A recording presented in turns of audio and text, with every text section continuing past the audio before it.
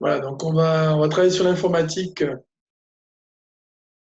Donc j'ai un peu présenté les choses tout à l'heure.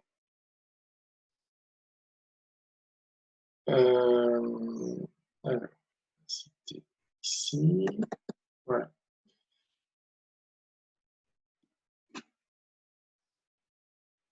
Donc la procédure fonctionne. Donc la première question, donc je vous avais dit de rentrer ce programme. Et donc on était sur la problématique donc de. Vous voyez bien le syllabe? C'est bon? Oui, monsieur. D'accord, super. Donc voilà le programme. Donc quand vous l'exécutez, donc vous allez rentrer votre programme, vous l'avez enregistré. Alors vous remarquerez, moi je l'ai enregistré sous le format, on le voit ici là, dans le coin à gauche, brand.sci. C'est-à-dire que quand vous enregistrez une procédure function, on vous le propose par défaut de l'enregistrer sous le format .sci. Qu'est-ce qui va se passer? Regardez, je l'exécute. Donc j'appuie sur exécuter ou save and execute. Bon, là, il ne se passe rien, bien sûr. Je vais dans la console. Et dans la console, il ne s'est rien passé, si ce n'est qu'il y a marqué sur cette ligne-là, execute, users, Delmouli, etc. ECE1, on est 2019. Donc ça, c'est tout. Monsieur, Oui, excusez-moi de vous interrompre. En fait, quand vous disiez ce qu'on voit syllabe, en fait, j'ai dit oui parce que j'ai vu correctionner ce syllabe. Du coup, je crois qu'on allait commenter la correction. Mais en fait, vous parliez du tableau syllabe même. oui. De... Ah ben non, ça on voit pas. Enfin, moi, je vois pas. Vous voyez pas la console? Non, La là, c'est console? correction des exercices 1 et 2 TP9. Ah, d'accord, d'accord. Ok. Désolé, je sais pas. Alors, ah oui, d'accord. Oui, oui, oui. Ok. Mais merci. Alors, normalement, vous allez me dire si c'est bon. Ok. Alors, il faut que je fasse ça, ouais. C'est parce que c'est pas la même. La console, elle est où? Elle est là. Là, vous voyez la console? Là, c'est bon? Voilà, Oui, là, oui, monsieur. on la voit. Là, c'est bon. D'accord. Donc, ah oui, donc il va falloir chaque fois que j'arrête. Ouais, d'accord, ok. Donc, en fait, ce que j'expliquais, alors je vais aller sur. Je vais revenir. Ça va être un peu plus long. Je vais revenir là-dessus. Et voilà, je vais aller là-dessus. Donc là, j'ai le programme. Donc, le programme que vous aviez à rentrer. Donc, je reprends l'explication, hein. Donc, le programme que vous aviez. Je vérifie que j'enregistre. Si j'ai enregistré. Oui, c'est bon. Allez, on attaque le programme. Il est où? Il est là. Voilà. Donc, le programme que vous aviez à écrire. Donc, vous l'écrivez dans C-Note. Vous l'enregistrez. Quand on l'enregistre, il est, on vous propose de l'enregistrer sous le format .sci. Bon, ça, vous n'y faites pas trop attention, puisque c'est une proposition par défaut. Donc, vous allez l'enregistrer, ça va s'enregistrer sous la forme ici, brand.sci. Et je vais l'exécuter.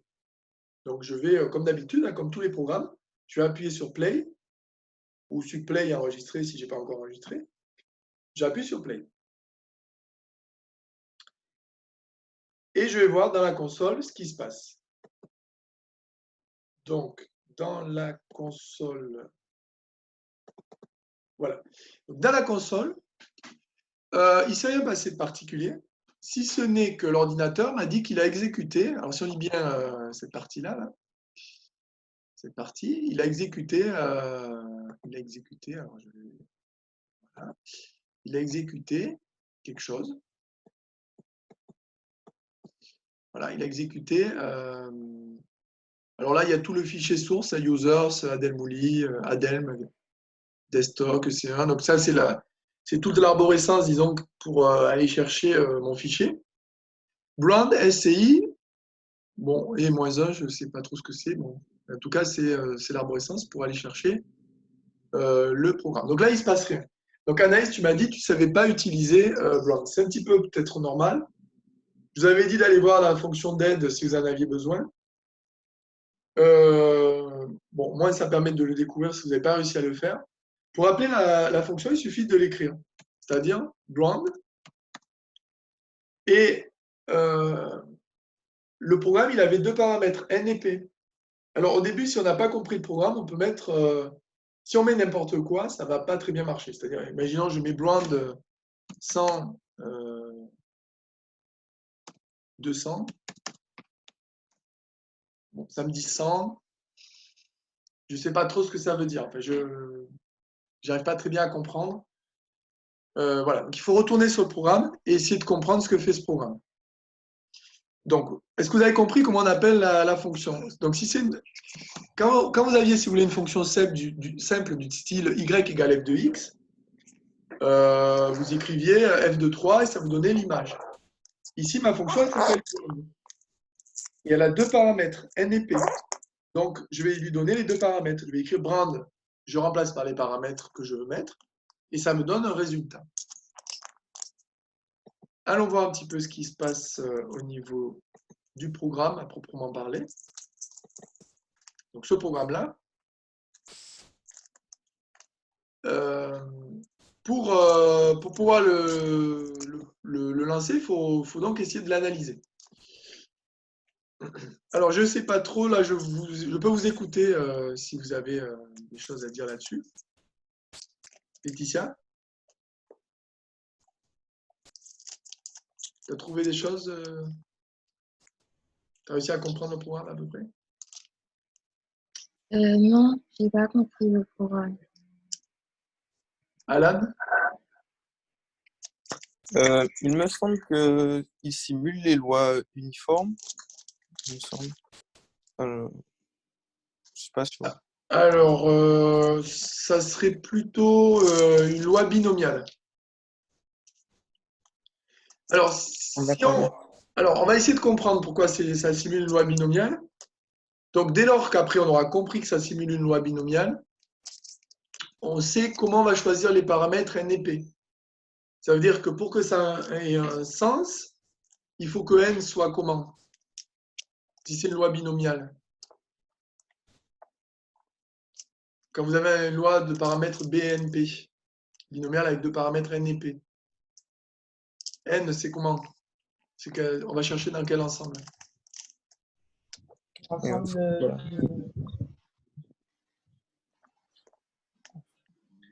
Oui, Alan, je crois que tu voulais parler. Ah non, elle commence avant moi, je la laisse finir. C'est Anaïs, non? Oui. L'ensemble des événements, enfin. Pas des événements. Non, c'est dans quel ensemble de nombres, quoi? Alan? Ah, les entiers. Les entiers, très bien, oui, les entiers naturels. Positifs, enfin strictement positifs, c'est-à-dire entier naturel, c'est toujours positif, mais plus grand que 1, supérieur ou égal à 1. Ouais, donc il faut que n soit un entier supérieur ou égal à 1. Et p, comme c'est le paramètre, ça doit être un réel compris entre 0 et 1. Donc si vous prenez ces paramètres-là, on va commencer à avoir des choses intéressantes. Si on retourne un petit peu sur la console et qu'on lance,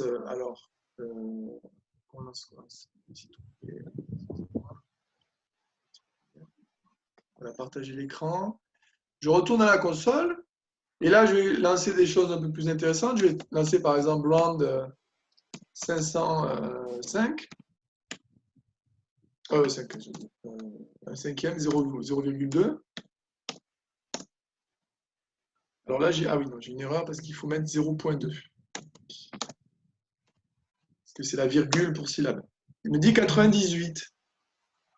On va voir un petit peu ce que ça fait. Imaginez que je le relance. Je trouve 91. Et je le relance encore une fois. 104. Si ça simule une loi binomiale, qu'est-ce que ça veut dire? Pourquoi il me donne 98, 80, 104? Il ne me donne pas les mêmes choses alors que j'ai exécuté la même fonction.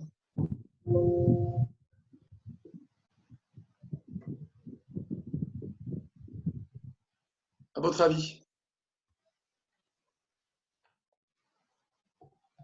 C'est pas le nombre de succès?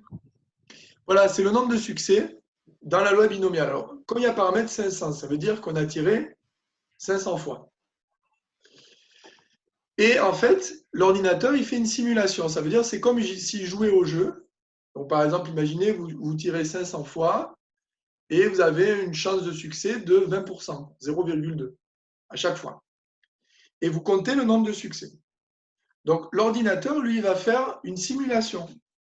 Il va simuler cette loi binomiale. Donc, il va faire 500 fois l'expérience avec le paramètre 0,2. Donc, quand il me donne 98, ça veut dire qu'il me dit, moi, j'ai fait le jeu et j'ai trouvé 98 succès. Si vous rejouez une autre fois, vous n'allez pas trouver la même chose, puisque ça reste quand même aléatoire. Donc, il va trouver 91, 104, si je continue, 108, 105, etc. Alors, vous allez me dire, pourquoi on ne trouve pas... vous voyez, les valeurs, elles ont l'air de tourner autour de 100 quand même, hein, beaucoup. Est-ce que quelqu'un pourrait m'expliquer pourquoi? On est sur une loi binomiale de paramètres 500, 0,2.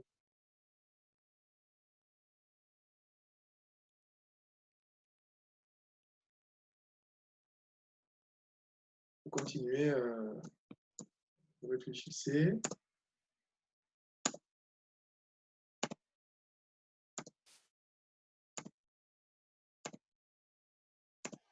Ben, 0,2, c'est 1/5. Je ne trouve pas. Oui, Et 1/5 de 500, c'est 100. Du coup, toutes les valeurs du succès qu'on va trouver vont tourner autour de 100. 100 c'est quoi alors? Pour la variable Euh, aléatoire binomiale de paramètre 500, 0,2. Que tu viens de calculer en fait. L'espérance. C'est l'espérance. Alors, c'est l'espérance. Ça veut donc dire que, effectivement, les lois, la loi, bien sûr, va prendre toutes les valeurs entre 0 et 500, mais la valeur moyenne, c'est 500. C'est 100, pardon. Quelque chose qui est intéressant, ça me permet de faire un peu de maths aussi, d'expliquer certaines choses, c'est que ce qui est intéressant aussi, c'est de connaître ce qu'on appelle l'écart type. Je vais revenir un peu au tableau. On va faire un peu de maths, ça permet de bien comprendre les choses là, à partir de syllabes. Voilà. Si vous prenez la loi binomiale de paramètres 500, 0,2. L'espérance de x, c'est 100, on a vu. La variance de x, c'est combien?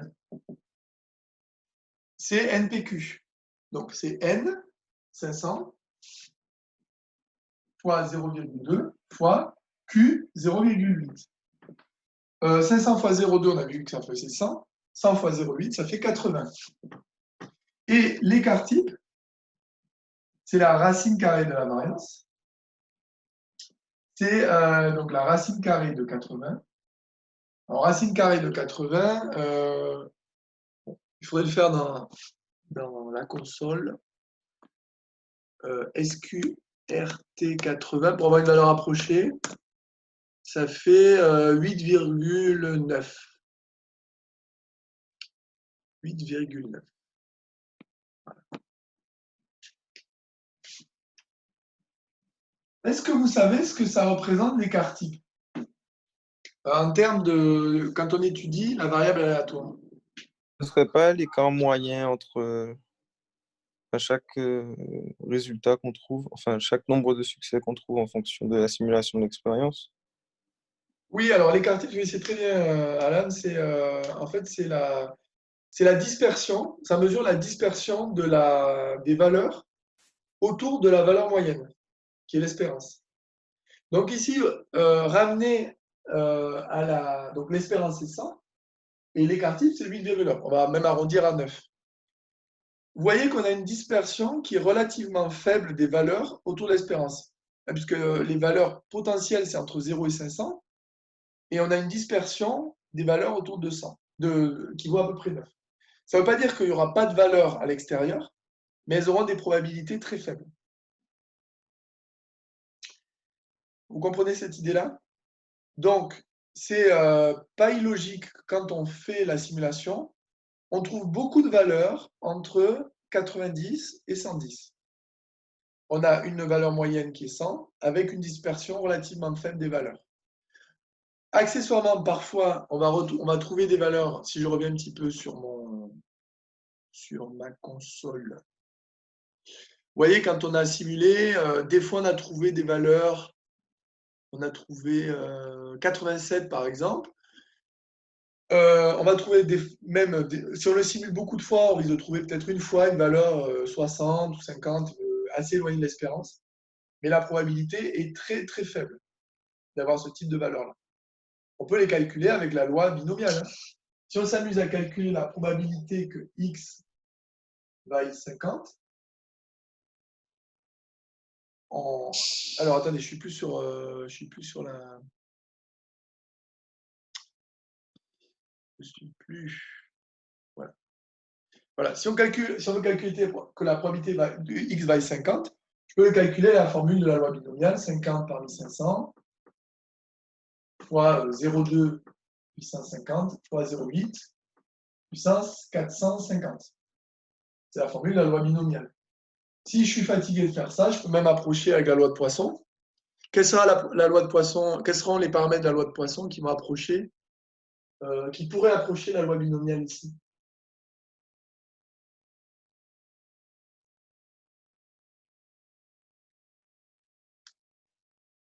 Ce ne sera pas du paramètre 100.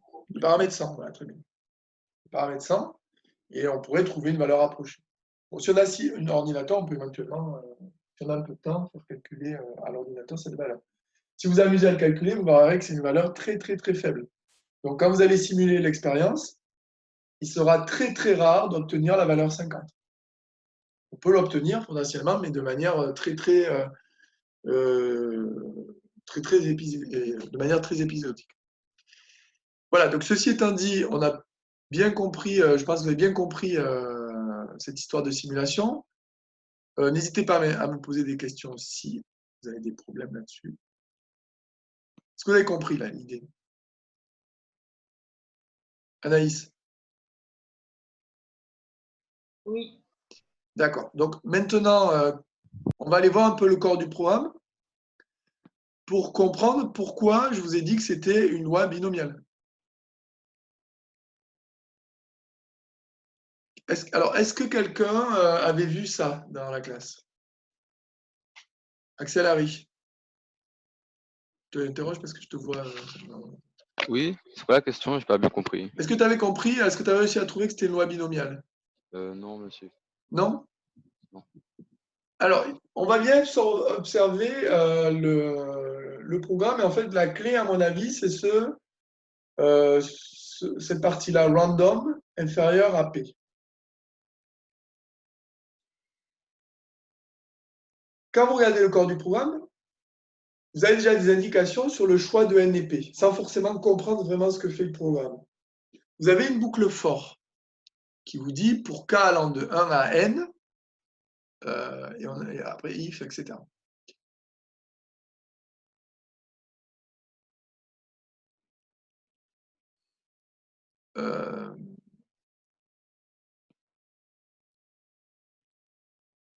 Alors, je reviens là-dessus. Voilà. Donc, si vous faites une boucle for K allant de 1 à N, ça sous-entend que N est un entier plus grand que 1. Pour que la boucle for puisse tourner avec un pas égal à 1, qu'elle puisse donc à chaque fois tourner, donc ici, N fois. Et vous avez le random. Et alors, ça va conditionner le choix de P. Parce que le random, je ne sais pas si vous vous souvenez, le random, c'est un nombre aléatoire compris entre 0 et 1. Donc, ça peut être intéressant de fixer un paramètre P qui soit compris lui aussi entre 0 et 1. Si vous choisissez random, si vous choisissez P égale 2, qu'est-ce qui va se passer?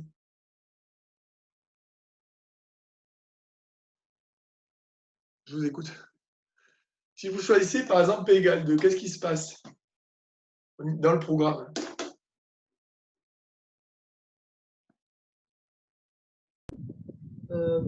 Y sera égal à... Enfin, si on choisit P égale 2, P sera supérieur à random. Du coup, ça va calculer Y égale Y plus 1. Voilà, en fait, ça va être toujours vrai. vous n'aurez pas de conditions intéressantes. Ça veut dire que si vous mettez P égale 2, random est toujours plus petit que 2, il est compris entre 0 et 1. Donc comme ça sera toujours vrai, à la fin, vous aurez Y égale N.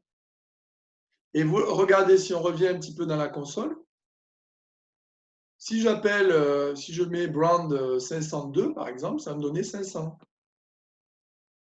Donc je vais dans la console ici, voilà. J'écris brand 502. Ben, en fait, ça va être toujours vrai, ça va me donner 500. Et donc le programme n'est pas intéressant. Voilà.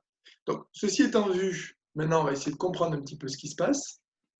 Et pour ça, la clé, c'est random inférieur à P.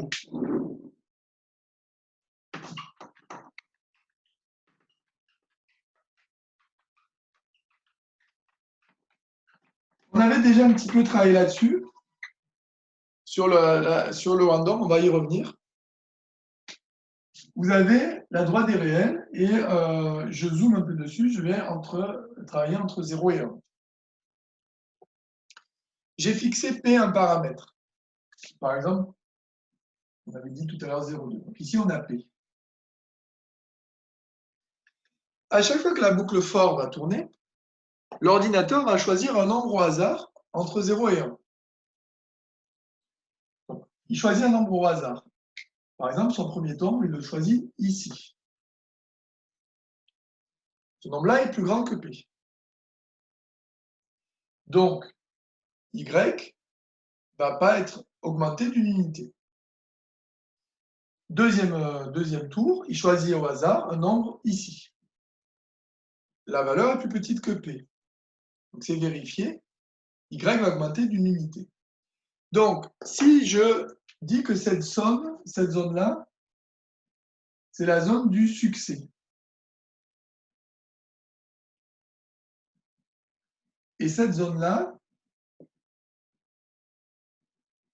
une zone qui correspond à la partie échec.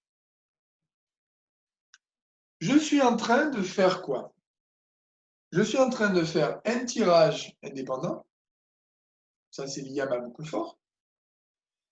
Et dans chacun des tirages, je vais mesurer, je vais me poser la question, je vais regarder, est-ce que j'ai un échec ou un succès?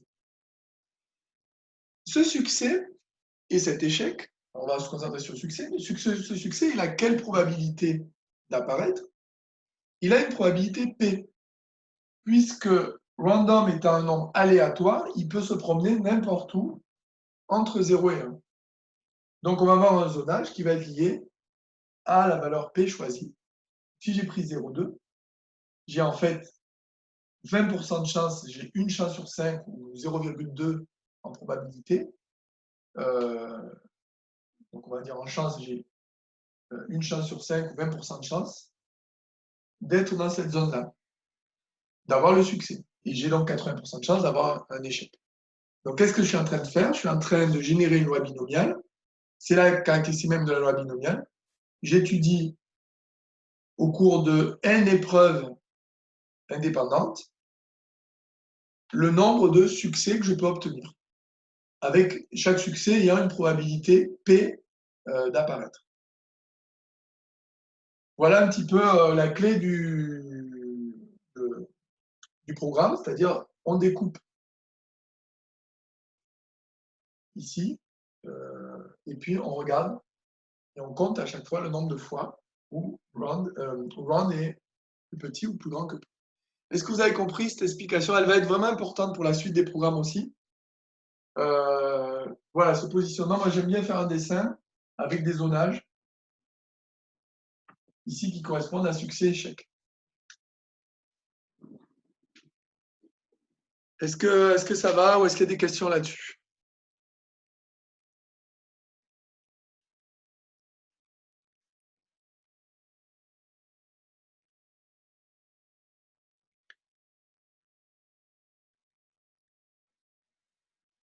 Donc à partir de là, bon, on avait terminé l'exercice sur puisque là, en fait, on a vu que c'était une loi binomiale. Et donc, on a terminé l'exercice. Que fait le programme et quelle variable est simulée? C'est donc bien une loi binomiale. Donc là, je passe là-dessus. J'ai donc expliqué comment ça fonctionne.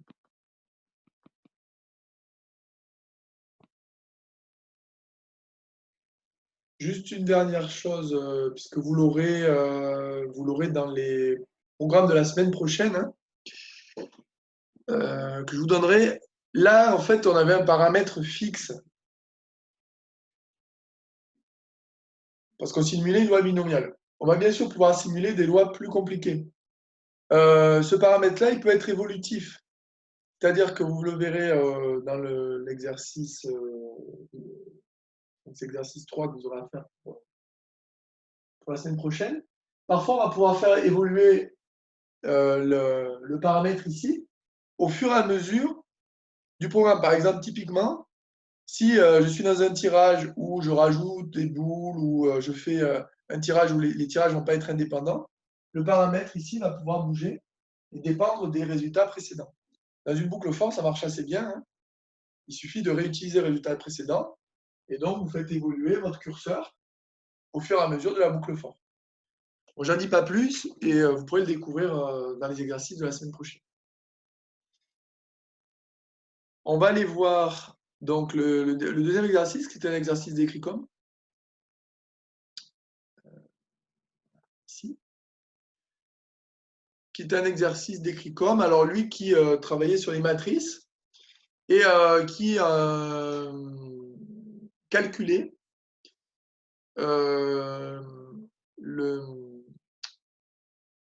la matrice xn, n étant choisie par l'utilisateur. En fait, la procédure function, elle est utile, vous verrez dans pas mal de situations. Pourquoi? Parce qu'elle peut être réutilisée. Alors, je reviens un peu là-dessus, ça veut dire que, vous allez le voir dans ce que je vais donner pour la semaine prochaine. Quand j'ai exécuté Brown, si je crée un autre programme dans C-Note qui utilise Brown, il va aller, si vous voulez, chercher dans le programme Brown qu'on a créé. Ça veut dire qu'en fait, vous créez une arborescence comme ça de programme. Un programme va appeler une fonction, donc cette fonction qui a été définie précédemment dans un autre programme. Donc, vous pouvez des fois avoir des imbrications comme ça de différents programmes. Un programme qui va utiliser d'autres fonctions. Il suffit juste qu'elle soit exécutée au départ pour qu'ensuite elle soit en tâche de fond, si vous voulez, qu'elle soit réinvestie dans le programme plus compliqué qu'on va faire ensuite.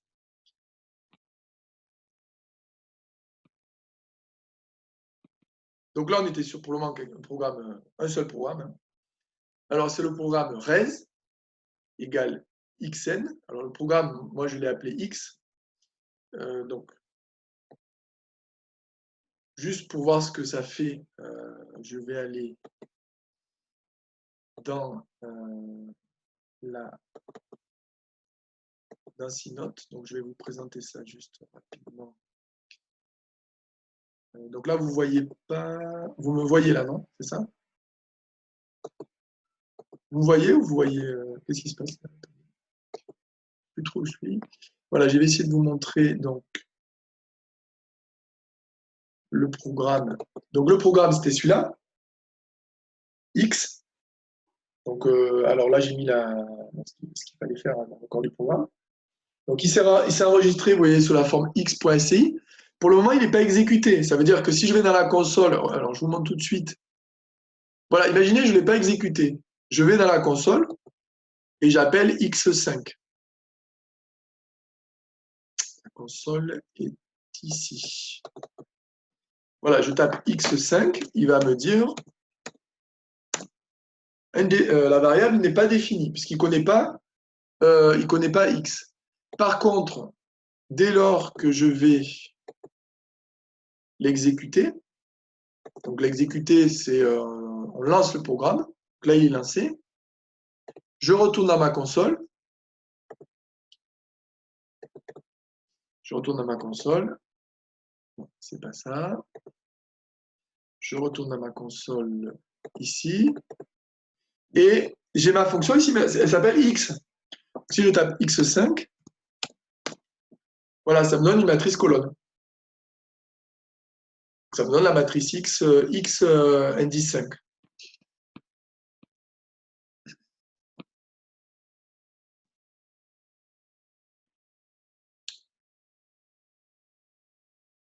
Donc, je retourne sur...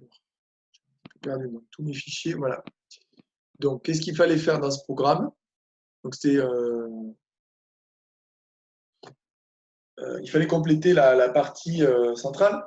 Alors là, ce qu'on fait, c'est qu'on a introduit donc les xOld et xNew, les premières valeurs, on a initialisé.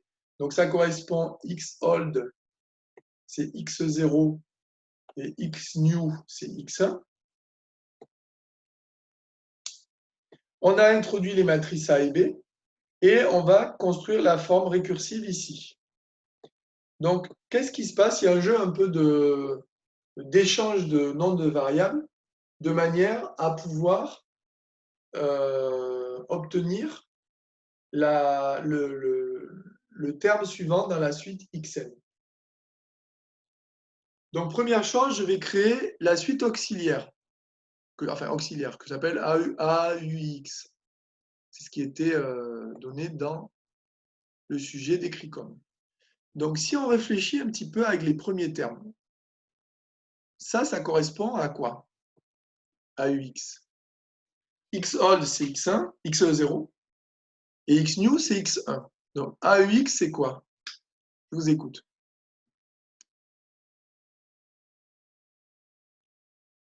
Qui veut s'exprimer? X2 peut-être. X2, très bien, oui. Puisqu'on a utilisé la formule en s'appuyant sur XNew et XOld. XOld et XNew, donc on avait X1, X0, et donc on a X2. Et ensuite, on a un jeu d'échange. XOld égale XNew, ça veut dire que XOld devient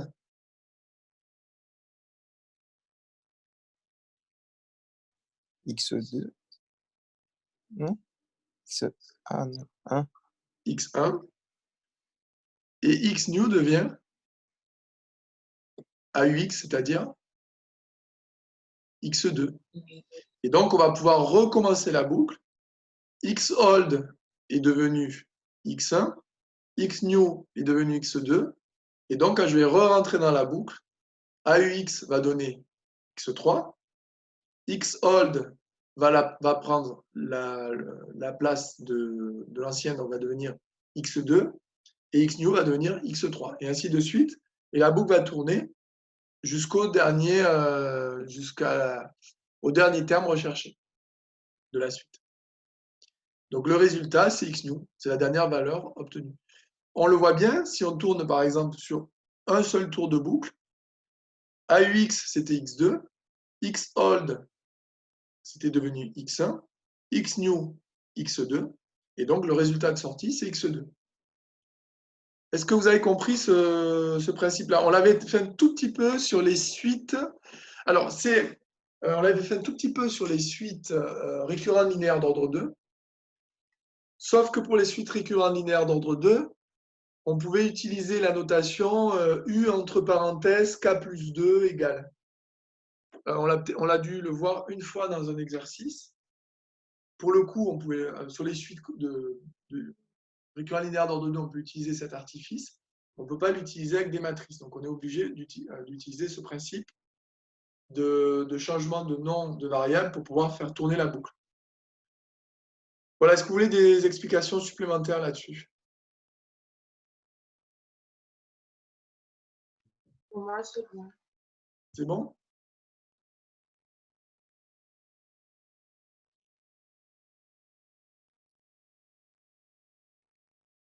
Ça va?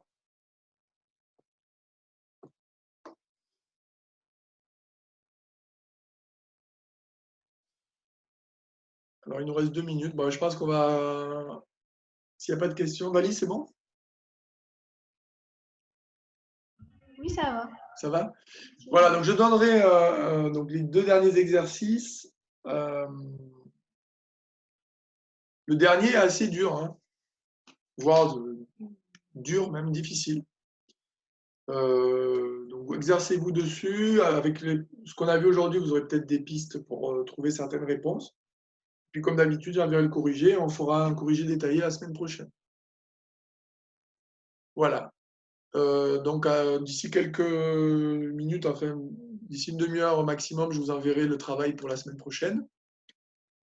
N'oubliez pas que vous avez votre DM à me rendre aujourd'hui ou demain.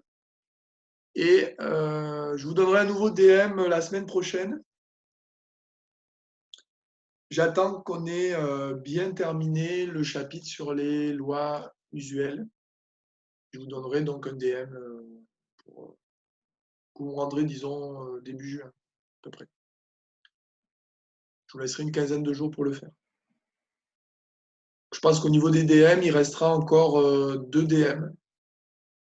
Hein, il y aura le DM 16 et sans doute le DM 17 qui nous permettra de revoir quasiment tous les chapitres, à part le dernier. Je pense que le dernier, puisqu'on le fera vraiment en fin d'année. Mais le dernier chapitre, c'est pas très grave puisqu'on va vraiment le retravailler en profondeur l'année prochaine. On le fera entièrement. Vous n'aurez peut-être pas d'évaluation. De toute façon, je vous donnerai un DM pendant les vacances, un peu comme celui que vous aviez eu quand vous étiez rentré en classe prépa. Voilà, bon courage à tous et je vous dis à bientôt. Au revoir, monsieur. Au revoir. Au revoir. Au revoir. Au revoir.